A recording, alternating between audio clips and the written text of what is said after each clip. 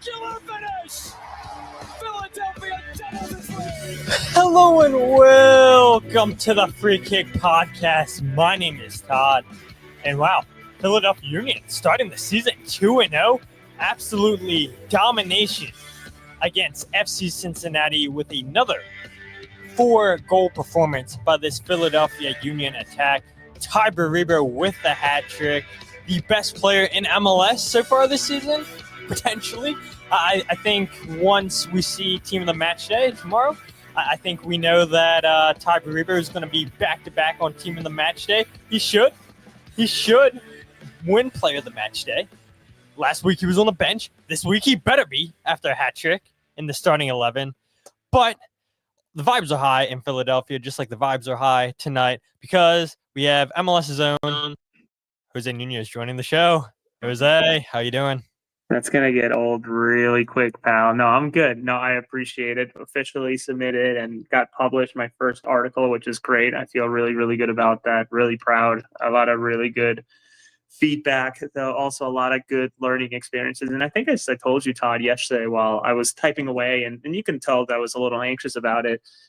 This is the first time I've had to get writing reviewed by someone else since graduate work, right? So like it's been entirely too long to have that sort of like feeling in your stomach of submitting a blue book or like a document, right? Like a Google Doc for someone to critique it and make edits and whatever. But it was a good game. I'm glad it was good because it allowed for me to write about someone other than Messi, which is I think what a lot of the fan base across the league wants, and that's exactly what I did. Yeah, I mean, the Union can have asked for a better home opener last night against FC Cincinnati.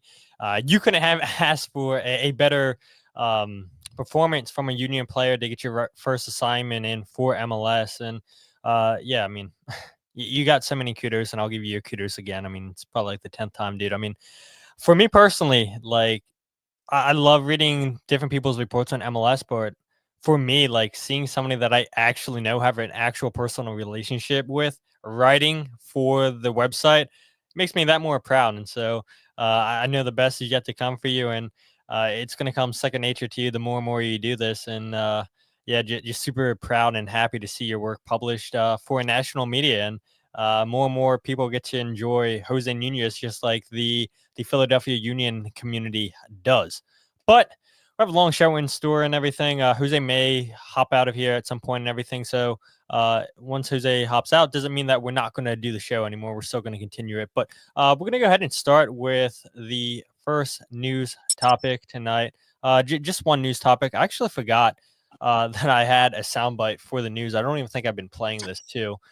So I got to do my whole little spiel of going into the news because look, we've just been vibing doing this podcast the last couple weeks, Jose, and it's like, wait, I forgot. I have a soundbite set up for this. I have a soundbite set up for that. But the one news topic we're going to talk about is MLS releasing the spring roster profiles. So let's get straight into the news.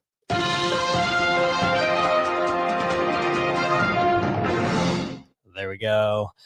So, yeah, I mean, I'm not going to spend too long. Jose and I aren't going to spend too long talking about what other teams' roster profiles look like. You guys can see right down there on the ticker, the Philadelphia Union's official roster profile features Jesus Bueno no longer occupying an international spot. The Union are indeed compliant with their 7 slots. Bruno had got a green card. The Union have 4 open roster spots now officially because a whole bunch of players are on off-roster homegrown slots. And then the Union shockingly had chosen the 3 DPs, 3 U22 pathway. I'll go ahead and bring up this chart here for people who may not have seen it. So I'll go ahead and try to keep it fancy. Nope, I can't even hide Jose and I. But yeah, Jose, can you see this? Or should I make this better? You can see it good. Yeah, so I mean, you can see it right here.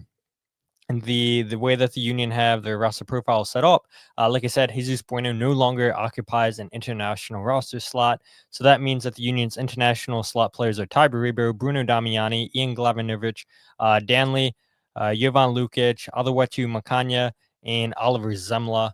The 3 designated players for the Union are Bruno Damiani, who's a young DP, Daniel Gazag and Mikal Ua. And I messed up during the week when I said that the Union could buy those 2 players down. They cannot because they make too much money to be bought down. And then the 2 U22 initiative players are Aluetu Makanya and Quinn Sullivan. We knew that coming into this season. No surprise there.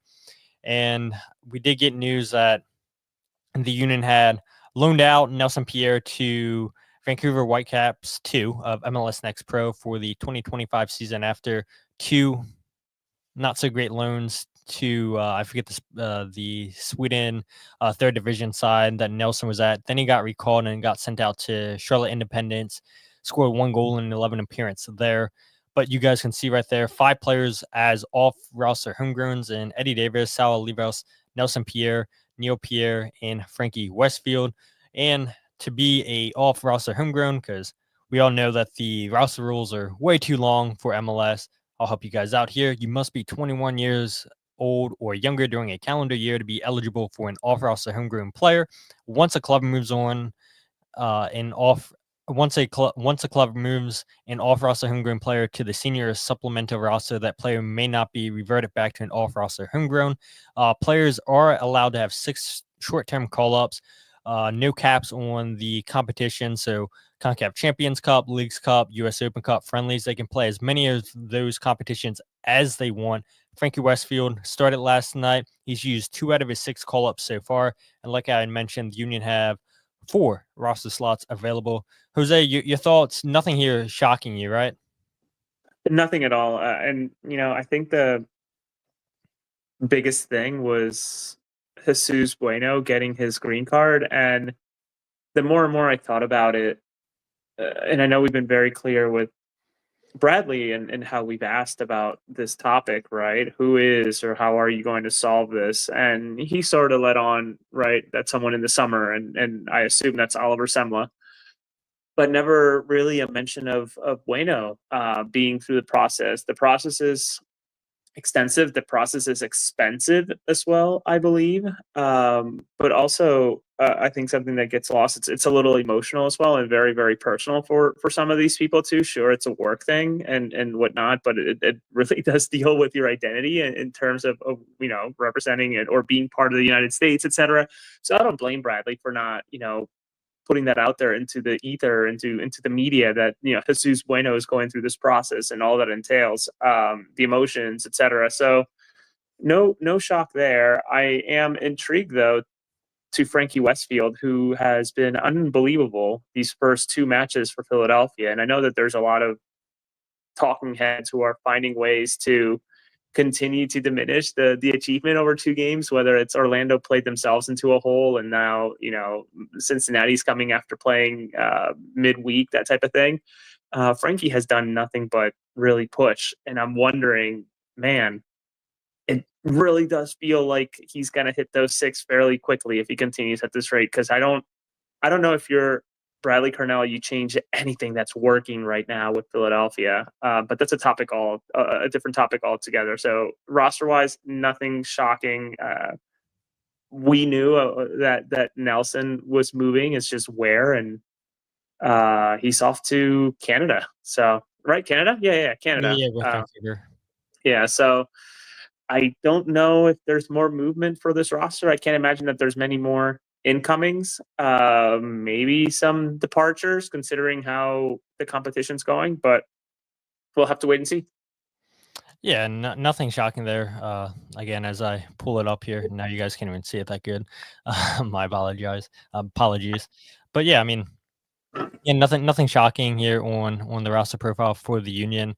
And yeah, I mean, I think they're probably pretty tight now on TAM. I'd imagine with 6 TAM players there, and Baribo, Andre Blake, Glavinovich, I guess. Sorry. I always say Glavinovich, Damiani, and Danley, and Kai Wagner. And I guess this is a good topic, a good transition into what we should probably talk about, and that is last night's performance by Tai Baribo and this form that this attacks in, a hat trick for Tai Baribo. And as you guys saw there on the roster profiles, a lot of guys have contracts up. The only two guys that don't have options for 2026 are Alejandro Bedoya and Mikel Uwe. I do think Mikel Uwe is playing really good in the first 2 games this season, but the way that Tai Baribo is playing, him and his agent may be hitting Ernst Tanner saying, hey, all we do is score. 16 goals and 22 starts last year for the Union in all competitions. I mean, that kind of productivity, in my opinion, solidifies a DP contract. And yeah, I do wonder if Tai continues this fine form, what the future looks like with him. But I don't know, Jose. 2 games into this season, I am shocked, honestly, with what I've seen by this offense. And again, I'll keep going back to our conversation where you said, no, it's not surprising if the Union go down to Orlando and beat them. Orlando's not a great team. Didn't want to believe you. And you had said actually 2-1 Cincy win in the comments in the preview episode that I did with Justin Blair of Cincy Soccer Talk. I said 2-2 draw. Neither one of us saw this game happening. And maybe we should have, with Cincinnati had playing in the CONCACAF Champions Cup on Wednesday, and they have that Tuesday game against Tigres at TQL Stadium. So maybe we should have seen this performance coming. Maybe. Yeah, I don't I don't even know where to go with it, right? I think altogether it was just such a such an interesting night, right? Because you have the emotions of honoring Holden Trent, right? And how this was the very first match that the senior team got a chance to express their feelings, and Union 2 obviously through the playoffs and the long run that they were in got the ability to do so. So that you had the emotions of that riding, you had the fans to a sellout crowd. Whether everybody was there, that's a different story altogether, but apparently it was a sellout. Plus the energy coming off of that incredible win high of Orlando, it was just all brewing to be this, I think, again, maybe the word is, and I used it in my article, but like a magical night, right? Where Tai Baribo, who you mentioned, I thought it was 16 and 20. If it's 16 and 22, it's still pretty darn impressive. I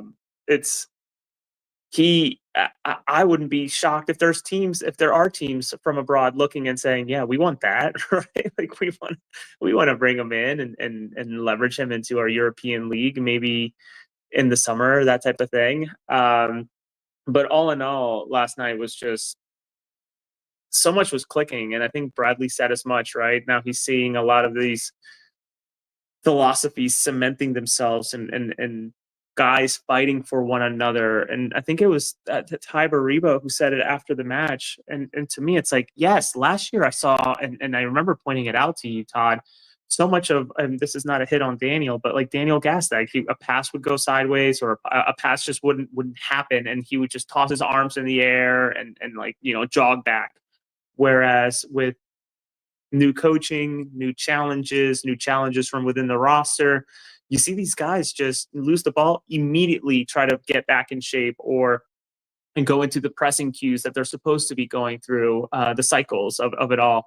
So it's, to me, very telling when Tai Baribo says, yeah, we believe, we were a good team last year. It's just that with these new philosophies, the new people that are here to help us, we just have this confidence. We have this swagger to us, and we have nothing to lose, especially when you think about how low the media pundits, especially those through Apple, and maybe even local pundits that are not me, are not you, have put this team at, not even cutting it to the playoffs. It's like they have nothing to lose, and they're certainly riding that high. Yeah, and they are. And I wasn't going to say this right now, but I'm watching a fellow countryman of Bruno Damiani speak behind you, and Luis Suarez, and we see him come off the bench and score on his debut. And just the way that this attack is playing right now, I mean, we talked about it. We both agree that Damiani will be in that starting 11, probably Mikel Uwe to the bench, but that's not a bad thing, right? I mean, how many times do we have to sit here and say Baribo and Damiani are going to press, and once that back line gets tired, you bring in somebody like Mikel Uwe, who's good north to south. He's going to be a trouble player for the opposition. And we saw it last night with Mikel Ure with his pressing, with his hold-up play. Yes, he didn't get an assist. Yes, he didn't get a goal last night for the Union, but that was crucial with his hold-up play, chesting it down to Quinn Sullivan for, I believe, the opening goal where the Union play out of the back with Aluetu Makanya, who, by the way, I thought this was his better game out of the one against Orlando City.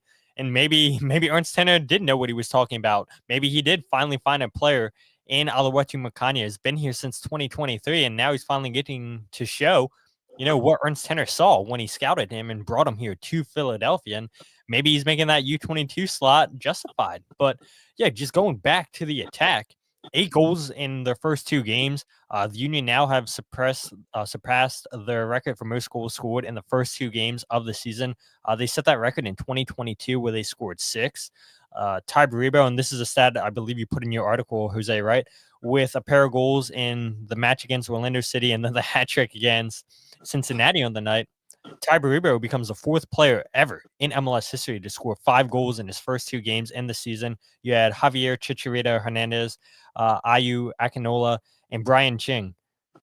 Those 3 players. And that's pretty decent company, I would say, right? Two of them are legends. yeah, exactly. And Chicharito might not be a legend in MLS, right? But I would say definitely in Mexican soccer, was great with Manchester United when they brought him in from Mexico. And yeah, I mean, he's played at West Ham, played at Real Madrid. So absolutely, I would say he's a legend, little P. But Tai Baribo, I mean, just continuing this fine form from last season. His hat trick, second one in his Union career. He did that last season for the Union against New England Revolution in a 5-1 win. This was his 7th multi-goal game in all competitions. I mean, that is absurd, right? And I get it, right? You and I hear the arguments from fans all the time. Well, if Jim Curtin would have played Tai Baribo when Julian Kranz is here, the Union could have done this. The Union could have done that. And we never know. The thing that we do know is that Jim Curtin wasn't happy with Tai Baribo's practice habits. And you hear Bradley Cornell say, look, he works so hard off the ball. I believe that's a clip I have pulled up because you had asked that question, if I'm not mistaken. But this whole team presses, and makes it so difficult for teams to play out of the back, for teams to progress with the ball. And one of the topics I want to talk about is, can the Union continue to play this style of play all season long? And I think that's a good question to ask. And 2 games in and watching the substitution patterns from Bradley Cornell, I would say probably, but we're getting ahead of ourselves there. But this offense is just so dialed in 2 games into the season. And again, I personally didn't believe it. I really didn't believe this was going to happen into the season. I thought the Union were going to be good, but to start the year out 2-0, I'm shocked. And to see back-to-back 4-goal performances, I don't think anybody would have predicted that to happen. But Bradley Cornell talked last night about, our success starts with those front 2 players in Mikel Ure and Tai Baribo. They're our first line of defense, and we heard Jim Curtin say something similar last night. But this team's pressing higher up the field, making teams very, very uncomfortable. And so far, it's working out in the Union's favor. Yeah, I think we see his prowess in front of goal in terms of goal poaching and striking and finishing, but maybe what you don't see is his work against the ball. Big part of our strikers, we defend from the front. They're our first defenders, and they're coming back in the game. So I thought both Mikel and Tai were excellent tonight. You could see the hunter-like mentality from the very get-go, and making it really difficult for them to progress the ball, making it really difficult for them to find their 10s, Kubo and Evander. So they started it with the press, and they the initiator of our press, and I thought they were excellent tonight. So I'll let you take that one, Jose. I mean, pretty fair assessment, I would say, right? Absolutely. It's to me interesting to see how far Tai has come from being, cemented on the bench while Jim was here, and obviously once Julian Carranza departed, it's okay, Tai, you're it. Like, you got to come in and perform, and sure as hell has. But with Mikel Ure, sort of that, pressure of having to perform, not just because he's a professional, but because Bruno Damiani, make no mistake, he is the most expensive signing for the Philadelphia Union. He's not going to sit on the bench. At least I can't imagine.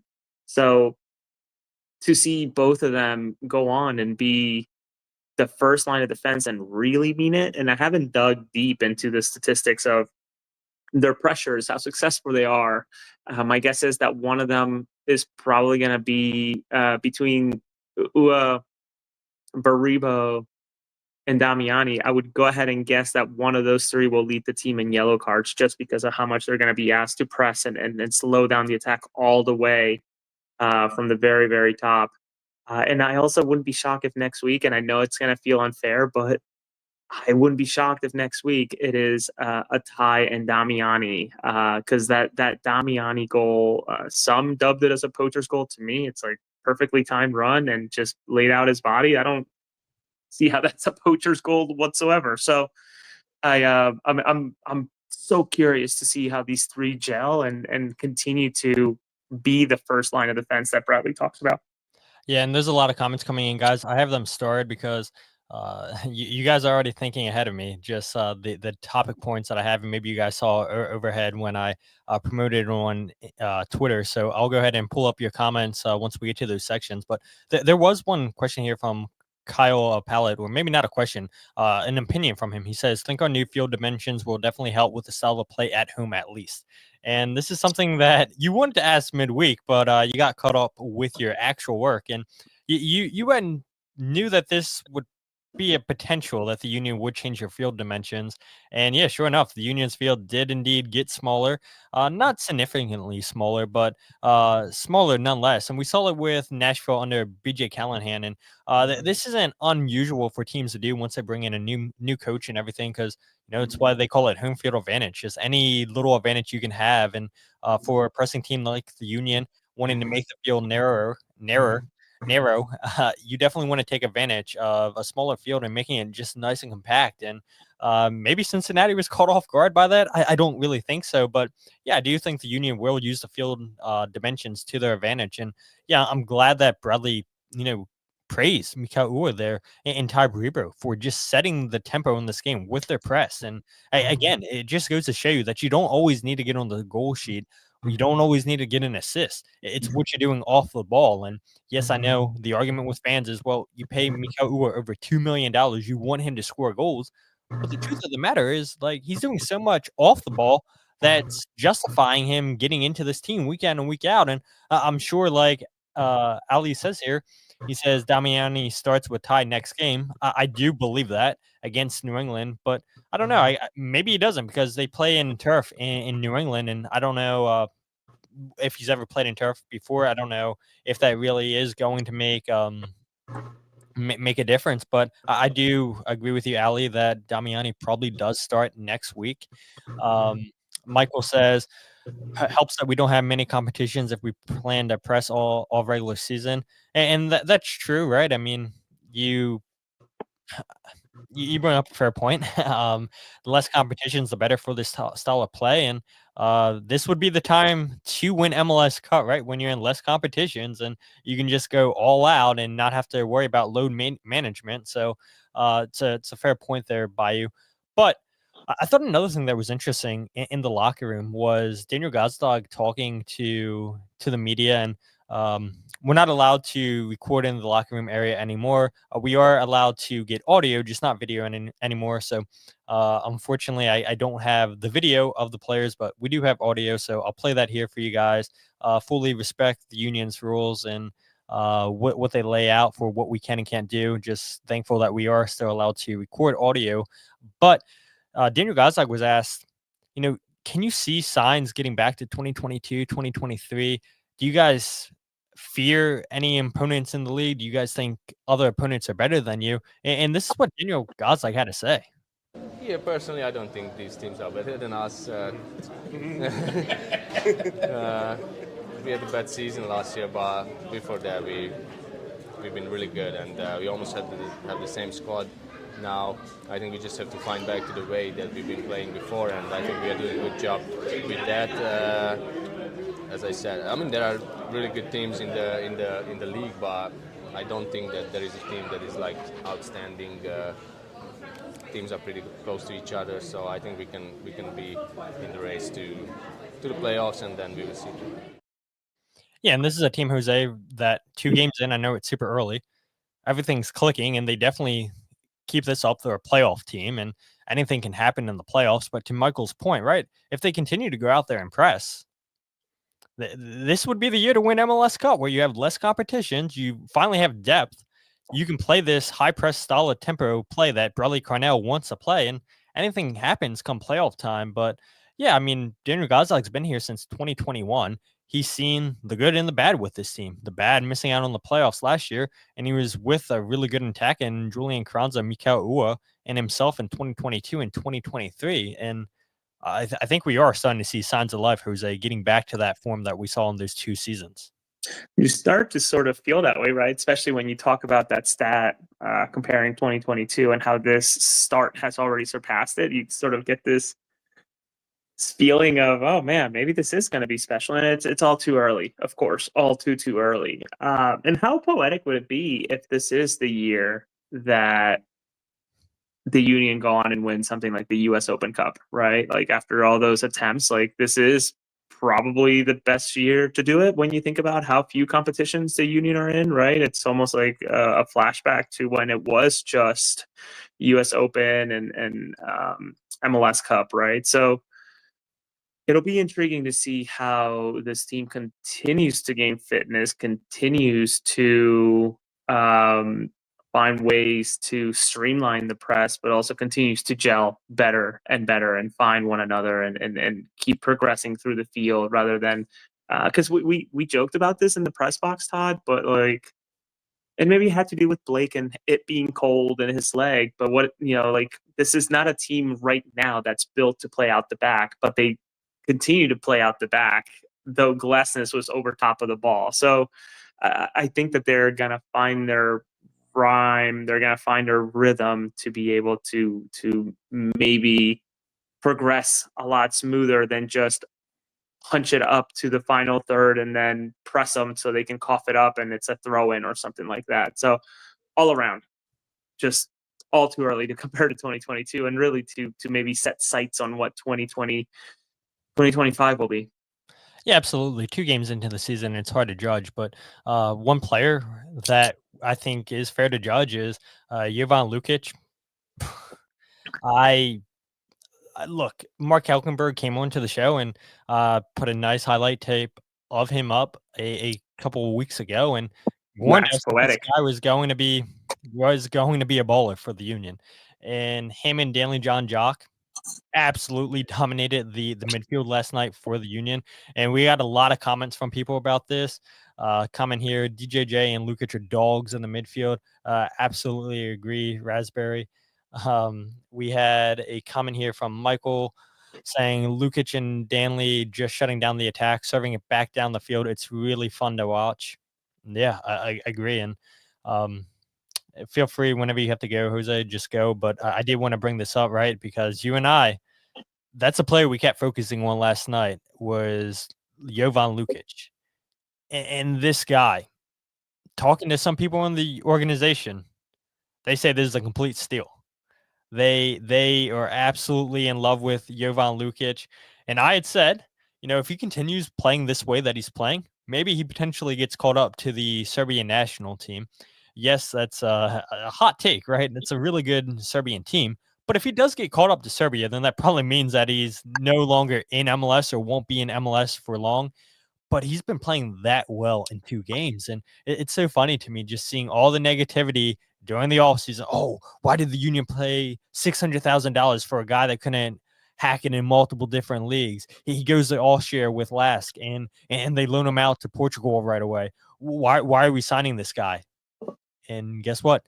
He's absolutely silencing those critics. So many comments tonight on the show. So many comments on social media. People are absolutely in love with Jovan Lukić. And him and Danley absolutely dominated last night. I'd be shocked. And I would love to see it. I don't have any connection to the player. I just enjoy watching him play. But I'd be shocked if there's no more, if there are not more Lukić jerseys floating around Subaru Park in the coming weeks, especially after the 2 performances so far and what he's going to do the rest of the year, because he really is. And again, this is from someone within the club. Like, he really does embody that workhorse mentality that Philadelphia loved with Brujo Martinez, right? In terms of just going in, doing his business, maybe a little less bullshit in terms of what he does off the ball and the nonsense that, although we loved Jose, I loved him because he was a character to talk to, but obviously also some goofy stuff that he would do off the ball and always wanting to get in front of the opponent, etc. Jovan seems to be more focused on just making sure that his play does the talking. And so far, I honestly, Todd, and this is terrible, and I know the Laurels of the world, the Justins of the world would sort of laugh and scoff at it, but like, I didn't even know for a while that Evander was on the field last night. Like, it was just completely, I didn't even think about him once. So all that to say that, yes, the early signs are that Lukić is going to be a baller. And my hot take is that guy, Jovan, he's going to be an all-star at some point during his time with Philadelphia. He's going to crack the starting 11 of the MLS All-Star, or at least make it to the bench and make the trip to wherever the game might be. He's showing some very good signs. Kyle Pallett, Lukić is a dog. Jillian Almany, thanks for joining the show. Loving what I'm seeing from Lukić so far. Really excited to see what he can do as the season goes on. Michael, people were ragging on him bad, especially after the McGlynn trade. Yeah, I mean, we all saw the comments, and Kyle says his motor does remind me of Brujo, and I'm so grateful for Jose and Mike Brewer and Dave for letting me and Kyle Almany host the AAT Sports post-game show from Subaru Park. And yeah, that's something that we complained that, I mean, not complain, but we talked about, Kyle and I, saying that it's hard to replace Jose Martinez just because what he meant to this team. But there's a potential that Lukić, if he continues to play as well as he has these first two games, he could potentially surpass Jose Martinez. I know that's a tough ask there, and even if he's half of what Jose Martinez is, that's great. But so far in, I mean, Jovan hasn't put a wrong step forward at all. Ali says, well, Jose, whoa there, Jose, it's been 2 games. No, he's been that good. And you had made a comment to Stu Holden, I believe I saw on Twitter, Jose, where he was talking about the Philadelphia Union beating Orlando City and FC Cincinnati, and you had told him, hey, pay attention to Jovan Lukić, this guy's the real deal. And he was like, yeah, I appreciate that. Yeah, he is. And I hope more and more fans start to pay attention to Jovan. They just absolutely dominated last night. Quick stats here on the performance last night. There it is. Pull up Ali's comment. I didn't watch last night, bro. Don't hit me with the whoa. That's crazy, brother. Watch what he did to shut down Evander yesterday. Okay, just give it a watch. Let me know. Yeah, and Kevin Danke, where was he at? Alawati Makanya and Jacob Glesnes did a good job with him. So, I mean, the 2-star players for Cincinnati. I know Evander did score a goal after a bad clearance by Danley and a bad clearance away by Jacob Glesnes. But look, for a majority of that game, neither one of those players you knew were on the field. So good job for Danley and Jovan shutting it down. But as I was saying, Jovan, 62 out of 74 passes complete, 84 passing percentage completion, 1 chance created, 97 touches. My God, 97. I believe this was the most touches on the field. I have to go and take a look at this. 7 passes into the final third, 3 interceptions, 9 ball recoveries. Jovan just always starting the attack, right? And what I love about him is he always wants to play forward, And it's not just him. This team in general, it's like when it's time to play in the back and build up from the back, they'll play. But more times than not, they're going to play forward. And if the pass gets intercepted, then they're going to press you and win the ball back quickly. And more times than not, that's worked out in these first 2 games. Danley, on the other hand, 43 out of 51 passes completed, also 84% of his passes completed, 2 out of 5 tackles won, 5 interceptions, 9 ball recoveries, 5 out of 7 ground duels won. Held Cincinnati to 1 shot in the first half. I mean, these guys were everywhere in the midfield, just complete domination, protecting that back line. And the double pivot seems to be working with this team in the 4-2-2 formation. And you do wonder, okay, if Jose Martinez was still here, if Leon Flock was still here, would they have the type of performance that those guys had? potentially not. But you good, Jose? No, I just got I get the FOP mob alerts, and I saw Jack McGlynn was given a 4.7 rating for that Miami game. Lord. Yeah, not good. He had a Sorry. turnover, right? That led to the first goal. Triple. Yeah, Not just great. a mess. Just a mess. Jack Elliott tried his best to help Chicago, and then they gave up a bicycle kick to Maryland's own Jacob Morel. Great bicycle kick there. I mean, yeah, I do wonder what some of these former Philadelphia Union team players are thinking, just watching their team start the season 2-0. But look, just complete domination from Jovan and Danley in the midfield. And this is what Bradley had to say after the game about their performance. Just the connections between them, between the strikers, between the 10s, between the centre backs. They have to be everywhere, and they were.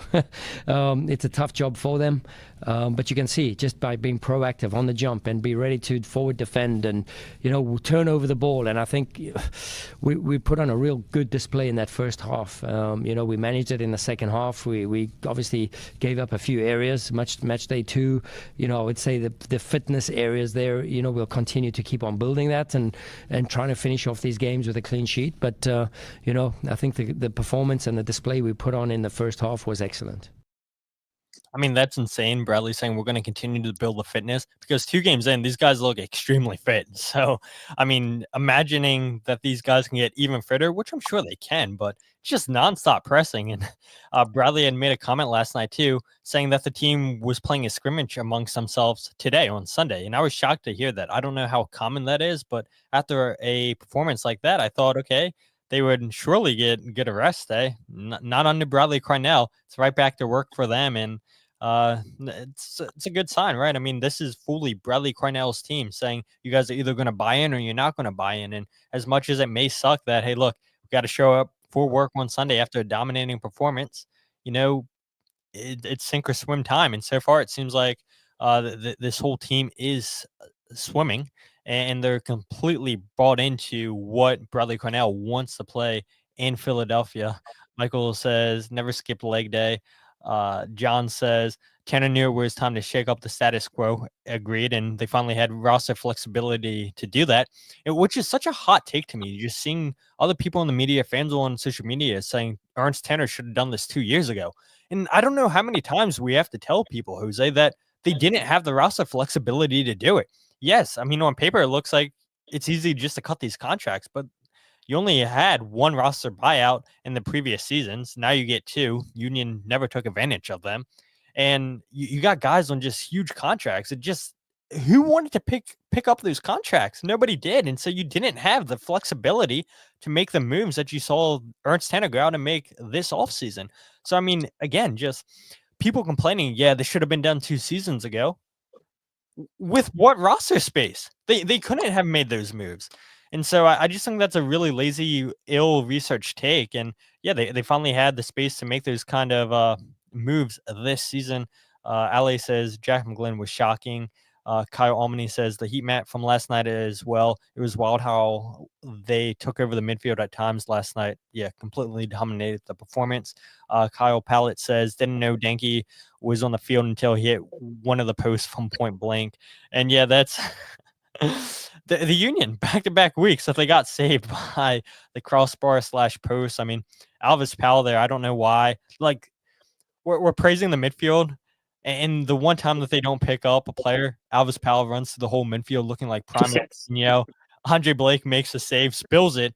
Kevin Danke, I don't think, expected that to happen, and he hits the post. And then you have Evander get the rebound.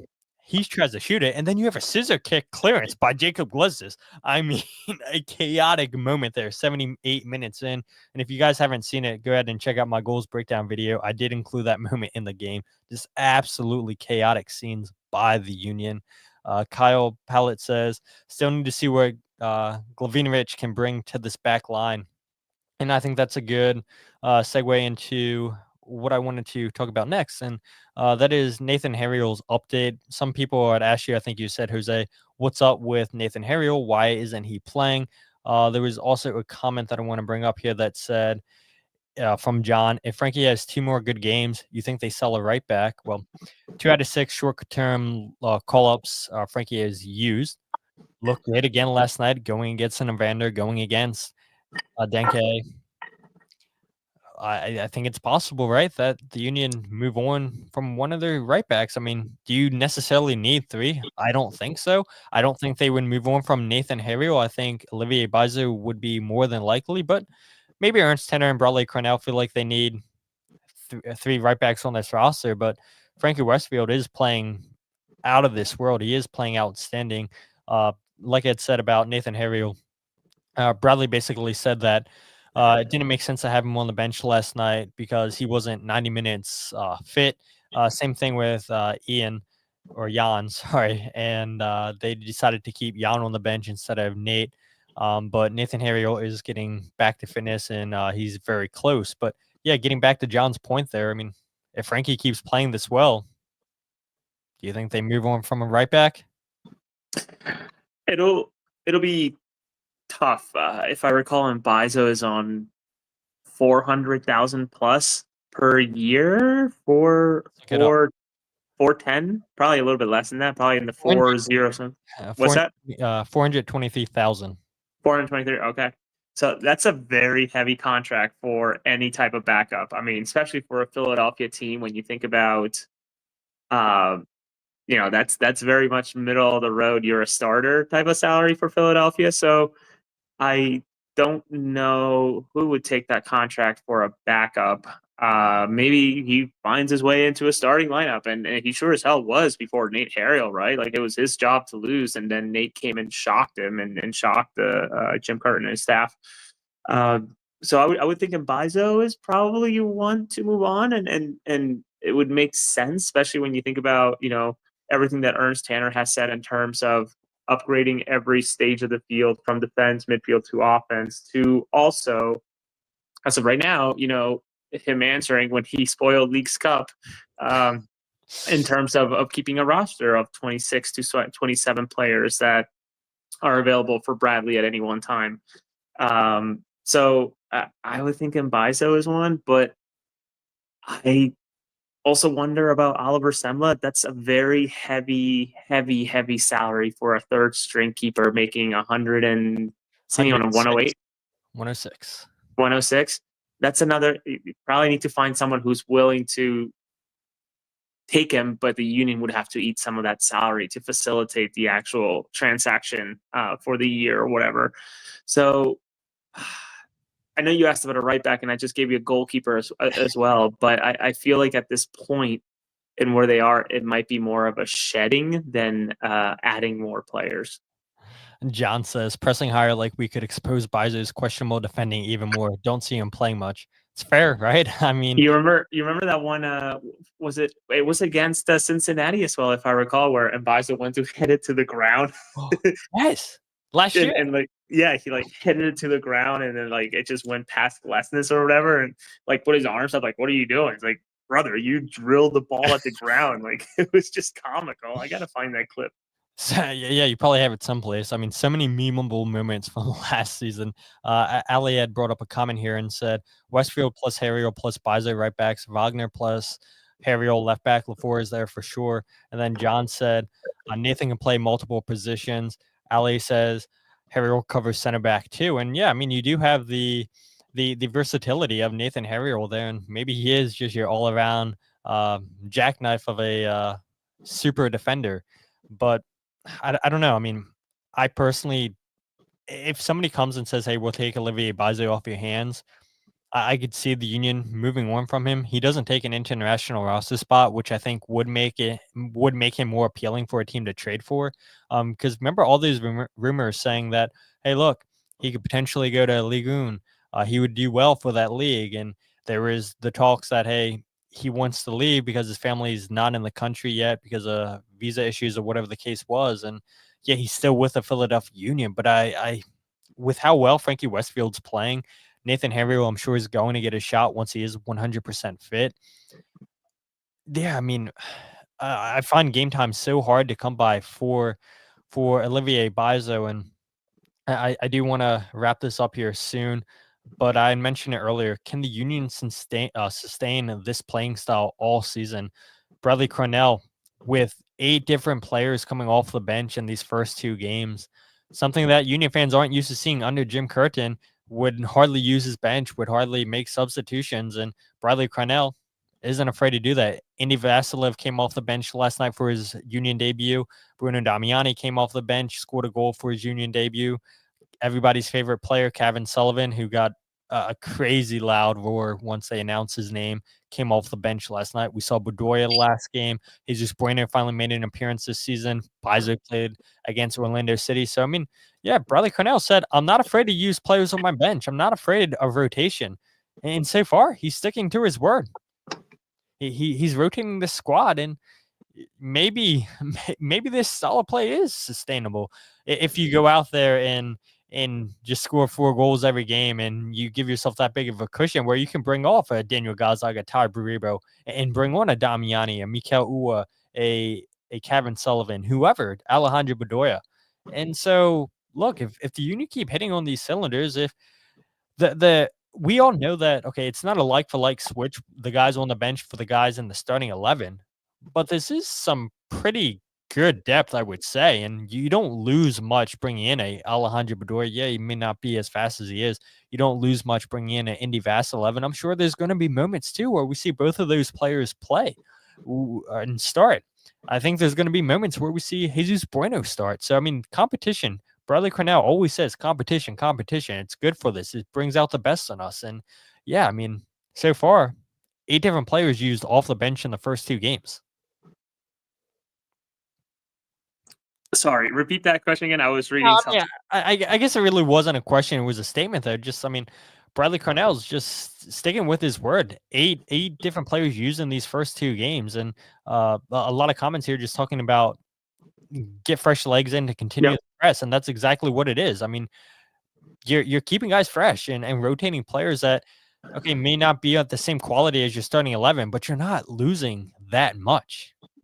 Yeah, I actually, it didn't sit well with me, and obviously there are people who are there at the club, the Mitch Hildebrands and anybody involved, Frank Lights of the world, that are involved with being sounding boards as well as giving Bradley feedback. I don't know what the thinking was to bring Kevin Sullivan in yesterday, what that game was and how hectic it was, especially when did he come in before or after the Alvis Pal break?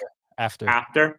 Yeah, that alone would have told me, yeah, maybe we shouldn't put in the 15-year-old to deal with this or work through this. But then again, during the game, you said, why are we doing this when Alvis Pal just went on this crazy run? We need to lock down defensively. Yeah, and I'm a firm believer that pressure makes diamonds, but you also got to think about, is this the best situation that we can place them in to succeed? I don't know if it was. And again, I trust that the coaching staff is far smarter than my dumb head. But nonetheless, no kidding, you're absolutely right. Bradley Cornell is sticking to his word in terms of bringing in players. I wonder how deep into the bench he will go for some of these substitutions, right? Because if you're going on off of what we've seen in terms of Indy, Kevin, Jesus Bueno, does he eventually go down to, and I know he was a name missing that I honestly completely went over my head, but like Jeremy Raffanello, like, does he go down? Obviously, I would think that Alejandro before Jeremy Raffanello. So I'm intrigued to see deep he goes into this and how often, considering how early in the season it is, he goes through all 5 substitutions, or he's just going to stick to 3 or 4 in the 3 sub windows that he would get. Yep. So it'll be interesting to see how he manages and navigates that. John says, yeah, Kevin getting bodied on the sideline wasn't that great of a look. Cool that he was on the field for the goal, though. I didn't even realize he got bodied. Now I'm going to have to go back and watch and see if they caught it on camera. He did. Yeah. Man. I mean, look, John brings up a point here. He says they closed the game with 2 20-year-old players, 1 19-year-old, and a 15-year-old. And for me, that talks about the trust that Bradley Cornell has with these players, with this team. Michael says, he sure did. Jillian says, oh yeah, he got bodied. I don't know what I was looking at then. I mean, maybe I was focusing too much on writing my match recap. But as we continue to get closer and closer to closing out this podcast, quickly, I'll go over 3 stars and Blunder of the week, and we'll call it a wrap on the podcast. Again, thank you everybody for joining Jose and I live tonight for a match recap episode on this Sunday night, live on YouTube, every single podcast. Appreciate you guys being here. But that is 3 stars for me. Tai Baribo, Jovan Lukić, and Daniel Gazdag. Gazdag gets 2 assists in this game. First time, like I had said, that he's done that. The second time he's done that in his career, but first time he's done it since 2023 against Montreal. Tai Baribo scoring a hat trick. I mean, how can you not credit that? Jovan Lukić, we talked so much about him. I mean, so many players on that field last night played so well for the Union, and it's really hard to pick the 3 best. People in the comment section, let me know who your man of the match was. If you have 3 stars, you thought the 3 best players were. Would love to highlight that here in the show. But Jose, do you have any players that stick out to you? I agree wholeheartedly with Ty. I would be shocked if he's not on that team of the match day, and even more shocked. I would think the only competition so far from this weekend for him to not be the player of the match day would be Velasco Segovia, who had a brace today for Inter Miami against maybe not so good Houston side. I don't know. I actually was telling Andrea. Right? What's that? He's Venezuelan, right?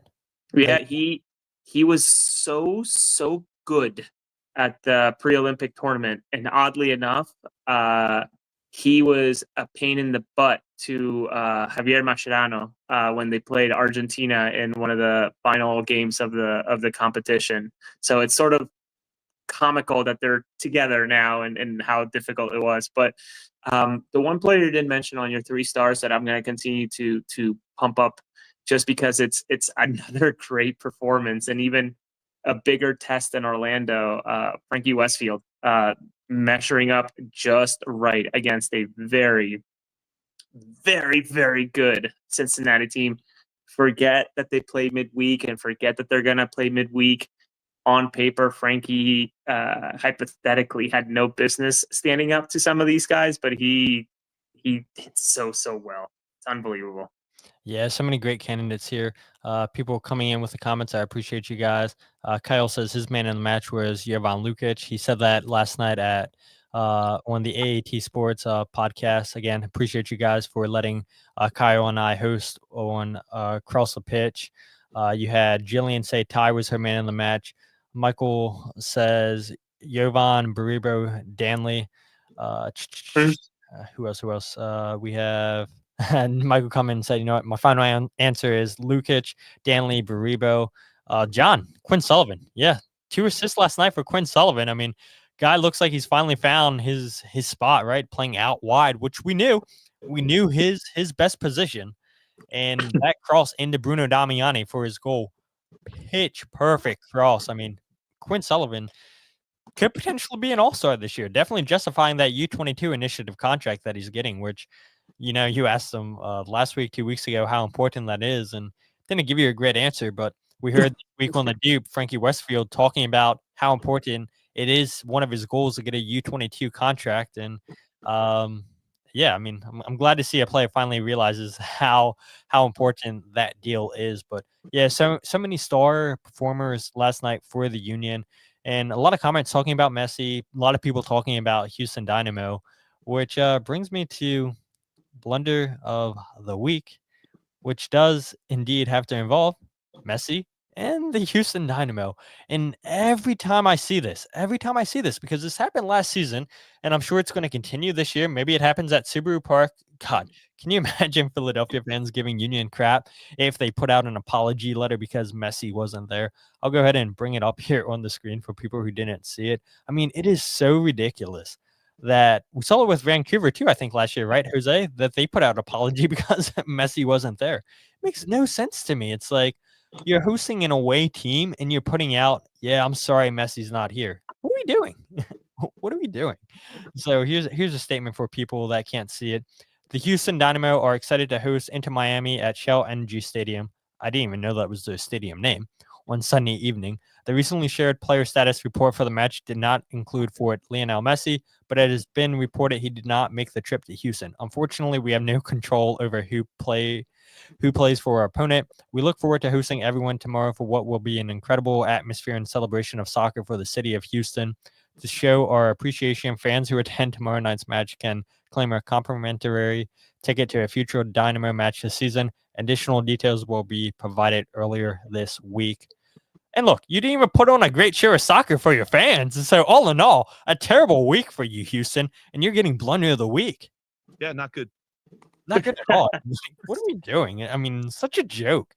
Making an apology because Messi didn't show up. What is this league? It's not a good look, though. If you think about it, it probably isn't a bad marketing tool when you think about it for Houston, right? You're finding people to fill up your stadium at some point. My guess is that those 2 games will probably be in the middle of the summer when nobody wants to be under the sun in Houston. And so why not fill up that stadium with people who were not going to be there anyways with free tickets? So yeah, I agree with you wholeheartedly. I think it's an interesting and not so great look. But you got to feel for those folks, right? That circled that game on their calendar and were excited, etc. And ultimately, it just wasn't meant to happen. But to bend the knee at that capacity is also just, I don't know. He comes. Is it March 29? He comes to Subaru Park. March? Nah. The Union played down in Miami March 29th. It's May. There you go. Something. Yeah. Okay. Middle of May, I think it is. Yeah. Whenever he ends up coming over here or is supposed to come over here, I'm intrigued, right? Because I know people have already sold their. Yeah. There you go. Thank you, Jillian. I'm intrigued. Like, say this happens to Philadelphia, how do they do that, right? Because yes, it was the topic du jour this whole week. Well, at least towards the tail end of the week with the new premium seating. You better believe that the Union are going to cash in big with that new premium seating when Inter Miami comes to town. But what if he doesn't show up, right? Like, how do you deal with that? And the Union don't have a problem selling out that stadium, mostly due to size constraints, but how do you give away tickets to games that you can't really fit more people? That's a good point. That's a very good point.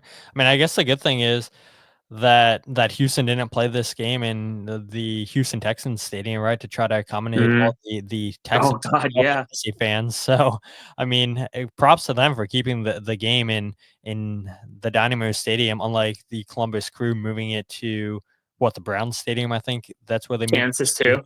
Cleveland, yeah, we saw it was pointing Kansas City too.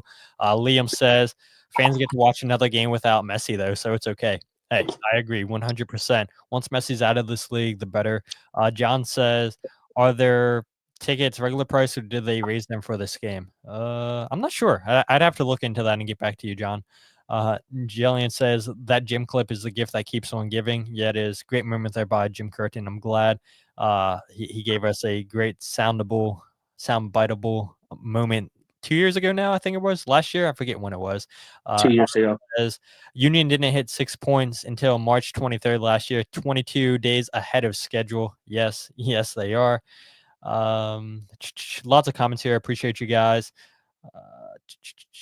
Yeah, just a lot of people not happy with this with this statement by Houston and how much this league caters to Messi. So yeah, I agree with you, Liam.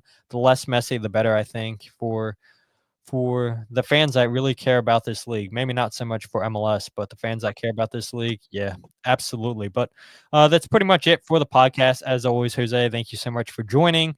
You had told me 30 minutes and we're almost an hour into this. So yeah, people appreciate you staying. I know I appreciate you staying here and giving the fans what they want late night, but I think it's worth it, right? We make the people happy. We keep the people informed. And if people want to read your work, then, just for you, Jose, I'm going to leave your article in the show description if people want to read that on MLS because it needs all the eyes that it can get.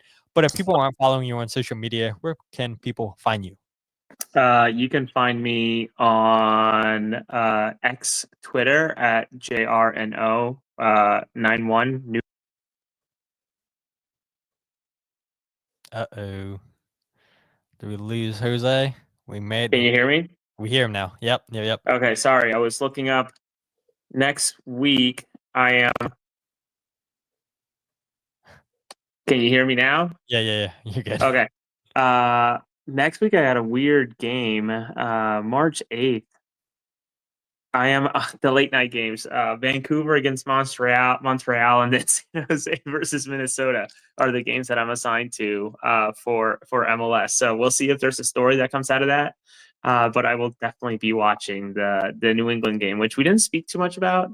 I'm really intrigued onto how this press works on the turf and a full field size all at once. Yeah, that's a good point. Ali says, you guys going to be there in the next game against Nashville. I'll be there. No Jose, unfortunately, but you will see me, Ali, and Ali. So you'll see one of us at least. But we missed you last game. And look. We asked about him immediately. And we was like, I wonder if he's here. Exactly. And sure enough, he wasn't. Should have been there. But if you guys aren't following me on Twitter, Instagram, or Facebook, follow @FreeKickPod or my personal @It's a Todd's Life on Twitter. I think Instagram's It's a Todd's Life _ I got to do a better job advertising that because I think when I go live on Twitter, I put it under my account and not the Free Kick one. And people should know where to find me on Twitter because of that, but maybe not. And nonetheless, if you guys aren't following on YouTube, live on YouTube, every single podcast, you can follow the podcast episodes on there, the goals breakdown videos, or the lives, youtube.com/freekickpod. And then wherever you get your podcast, you can check out the Free Kick and my writing, the podcast goals breakdown, all in one place. Checking out my Substack, thefreekick.substack.com. Had 2 articles come out today. 2 articles, goals breakdown video, podcast, absolutely cooking. And I feel great, even though I got home at close to 1 o'clock last night. So yeah, appreciate you guys checking out the podcast. I appreciate all the support you gave Jose and I. So many comments I get tagged in on social media saying, yeah, I love the work you and Jose do, Todd. And yeah, I mean, the love is greatly felt here by you guys listening to the podcast, people here in the chat. And yeah, I mean, like Jose and I always say, we want to keep you guys as informed as possible. But until then, my name is Todd, and this is the Free Kick Podcast.